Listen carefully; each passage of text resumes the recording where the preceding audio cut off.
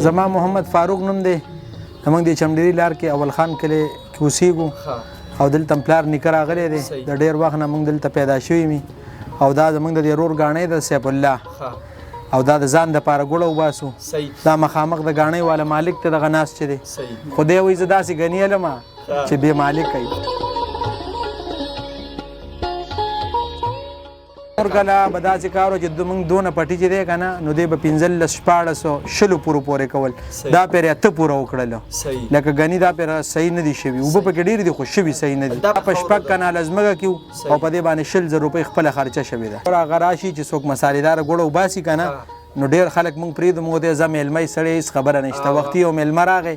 د دغه نه ازرو نه هغه یو 3 دړۍ ګوړه وي پیسې ما ورته سړی دا په دې چل نه کمېږي او شی یې وړه به لاړ یو 3-4 چکې مسالېدار وغوړه او لکه زمونږ په دې خبرو څه کار نه وي په 2-3 دړۍ ګوړه هغوی ته دا میسج ورکوم چې کم سړی راځي وروره زمونږ ګاڼۍ ده او بالکل 2 دړۍ او 3 دړۍ ګوړه د ځان سره وړي څه مسله نشته دی اورې شیخه ډېر دی